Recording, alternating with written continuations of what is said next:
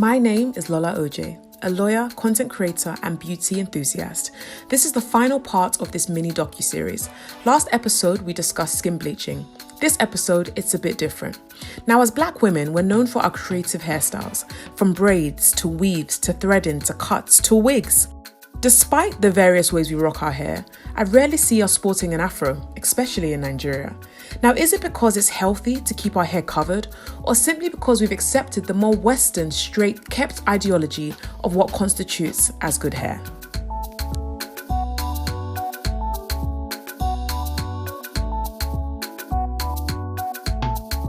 Hi, good afternoon, Moyola. Hi, Lola. How are you doing? Good, thank you. Thank you for having me in your salon today. Yeah. Okay, so I'm going to dive straight in. Okay. When it comes to natural hair, I won't pretend I know a lot because I don't. Okay. I tried to be natural for I think 2.5 months and I failed like drastically. I told myself I was going to go natural for 1 year, no chemicals, so I literally cut off all my hair and started again. Okay. I lasted 2.5 months. I gave in and I relaxed my hair. Well, that's 2 months is not long enough. You have to try it. I found it very difficult. Okay. And so what I wanted to find out from you, because you specialize in natural hair and maintaining your hair, I wanted to find out, is it actually very difficult to maintain and have natural hair as a Black woman? No, it's not. Okay. What natural hair has done to the Black community is to let people be more conscious of the state of their hair, how healthy it is, and then what they take in. So it's just like a natural movement. So when your hair is natural, you're trying to maintain it, you take better care of it because it's natural. And once you take care of your hair, it looks good.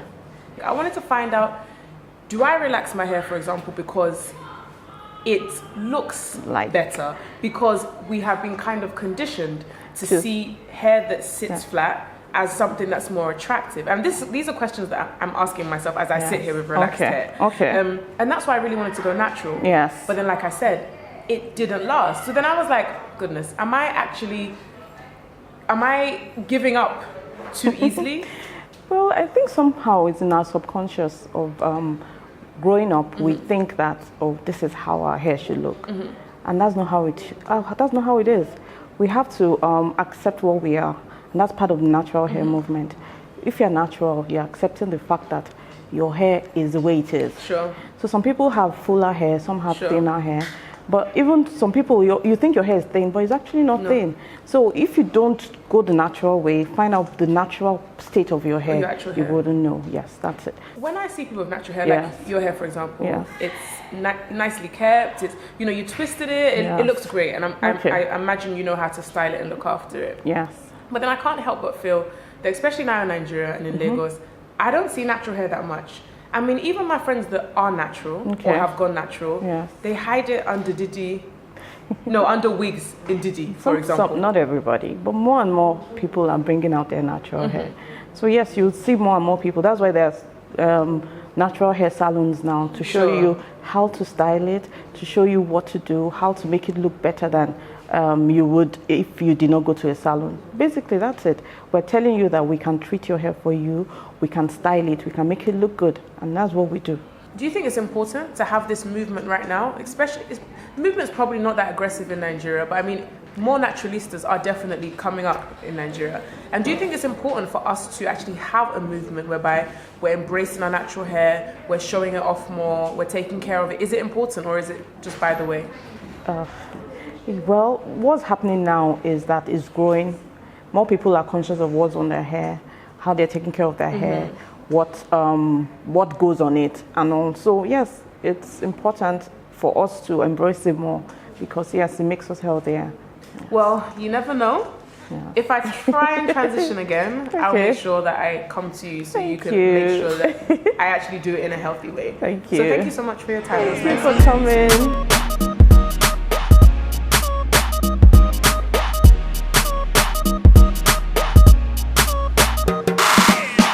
A quick stop at Oasis Med Spa. Now, Frida is stunning. I really wanted to talk to her. Now, Oasis Med Spa, they actually handle two of the main things we've discussed on this docuseries: skincare and cosmetic surgery. Oasis is the ideal brand that actually embodies everything that has to do with skincare. Okay. And advanced skincare. So it goes beyond the regular massages or your regular facial. What else do you offer anything else here? We do offer cosmetic surgery now. Okay.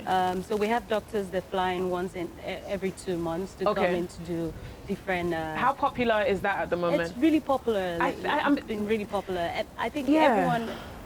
The women right now are more concerned about how they look, because your appearance is your brand, really. Sure. So most women want to do liposuction, tummy tuck, rhinoplasty, breast augmentation. We do all of these treatments, and of course we have treatments. We have the equipment for aftercare. So we have full sculpting for. This is non-invasive. What made you want to provide? Is it that there's a demand here in Nigeria for this thing already, or did you have to bring this equipment in, kind of test it, and then people warm to it? I'm trying to understand this cosmetic surgery in Nigeria. We used to fly out a lot to do this, and now we're doing it here. Need the services. Yeah. Okay. And unfortunately, they have to travel far They spend so much. for so many reasons. Yeah. They are not sure of the professionalism. Yes, here in yes. Nigeria. They're not even sure of the equipment Yes, available. yeah. They're not sure of, can you really handle my skin, which is a very understandable concern. Sure. But then over time, you build customer trust, and they see your investment and they see the results. I think Results are really that's key. the most thing that speaks Sure. for you, and the results just speak. So you can come and you're sure.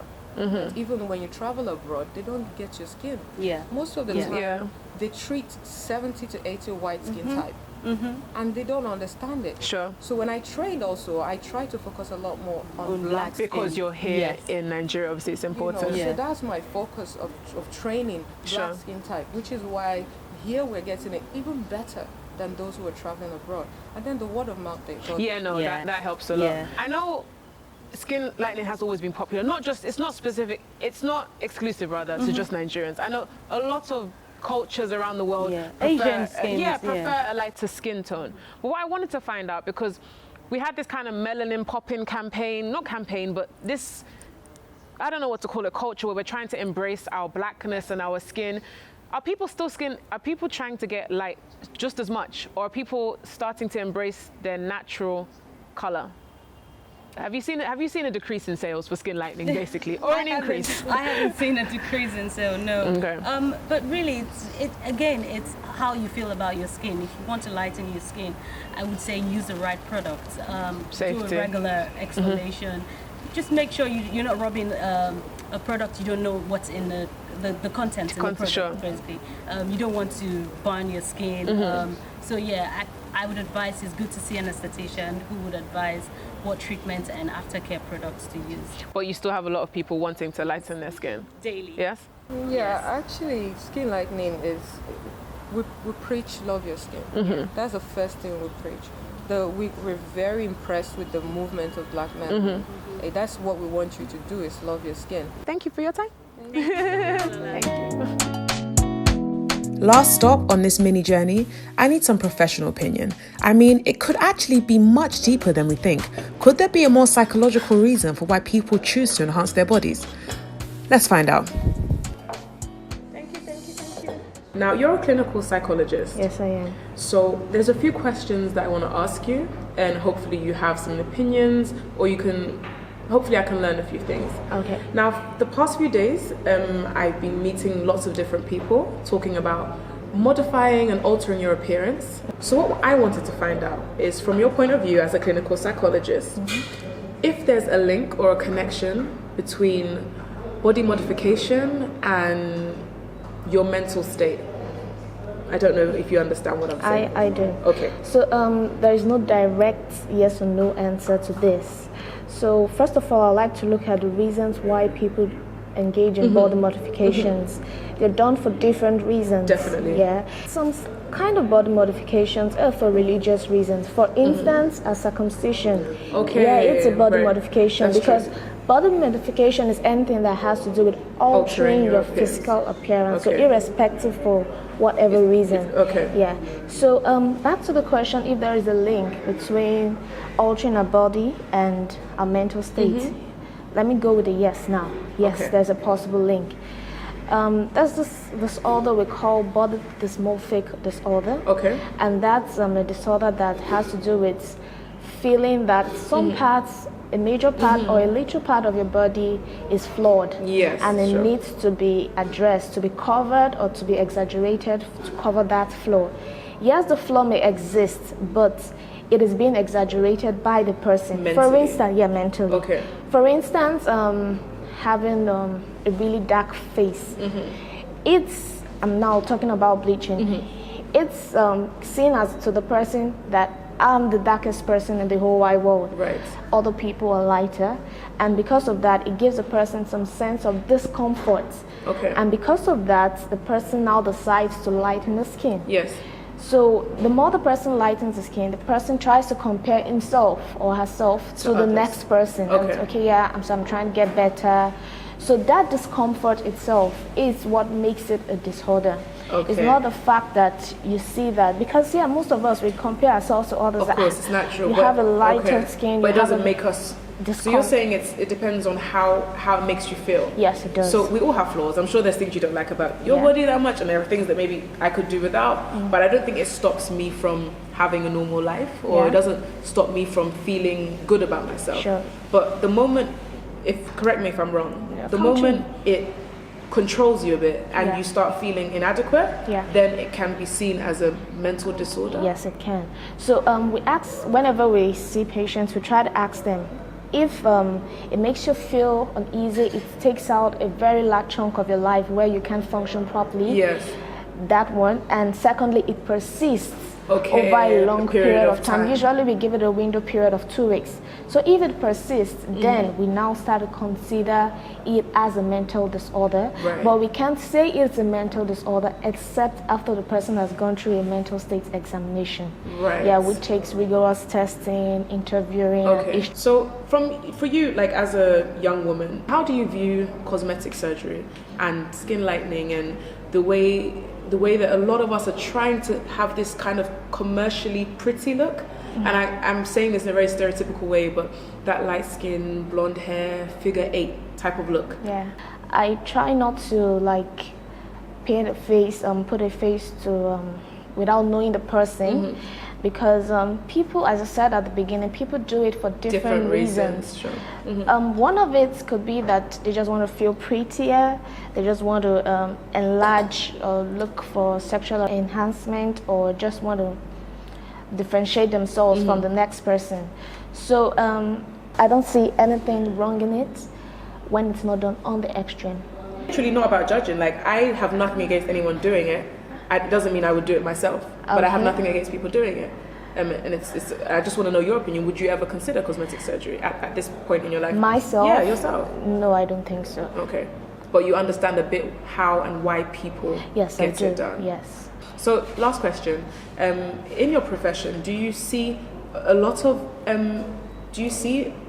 people coming to you with perhaps depression, anxiety, and it's based on their physical appearance, or it has something to do with it? Yes. So there is definitely a kind of Yes, there connection. is a link.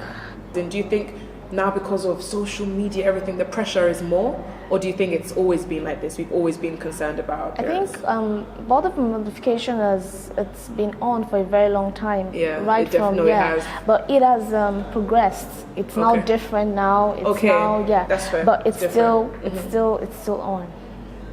People modify their body right from the ages past. That's till very today. true. Even from, even down to tribal marks is body modification. Sure, it is. And I know we have old school tattoos Yeah. and even piercings, Sure. stretching of earlobes, lots of things. So that is body modification. Yes, they are body modification. And it's all for beauty, right? Yeah, different reasons: beauty, enhancement, satisfaction. Okay. Showing your individuality. Okay. Different reasons why people do body modification. I am a beauty enthusiast, so there is no surprise that I love and I am passionate about beauty. Now, I've had many piercings, I change my hair a lot, I've had braces, chemical peels, even semi-permanent makeup, all quite minor enhancing beauty treatments. Though I don't think I could drastically lighten my skin, for example, or go under the knife. And I wonder, is it because I'm quite happy with the way I look? I mean, there are things I don't like about myself, so the answer is I really don't know. Now, as much as it's great to take care of your outer appearance, please do not let it consume you. No one can reach perfection. So embrace your flaws, and if you can't, change what you wish, but just do it safely. That's me, signing out.